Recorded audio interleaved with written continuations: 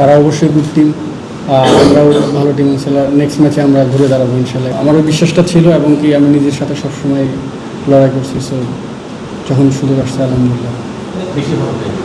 না না, একটা ম্যাচে আমরা হয়তো মিস্টেক করছি, তারা অবশ্যই গুড টিম, আমরাও ভালো টিম। ইনশাল্লাহ নেক্সট ম্যাচে আমরা ঘুরে দাঁড়াবো ইনশাল্লাহ। এটা তো গোল গোলের খেলা, যে কোনো একটা হতে পারে।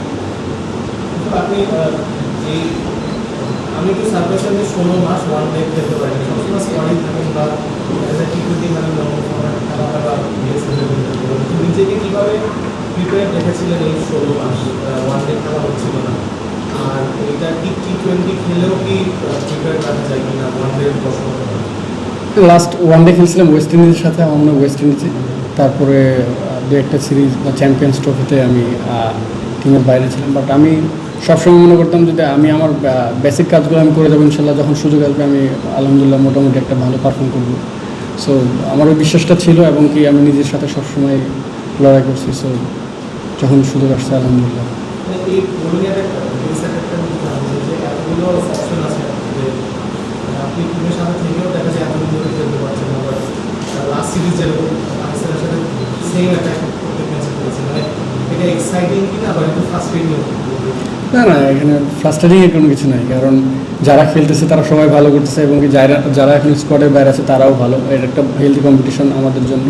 তো আমি চাইবো যে এরকম কম্পিটিশন যাতে যতদিন আমরা ক্রিকেট খেলবো ততদিন থাকে।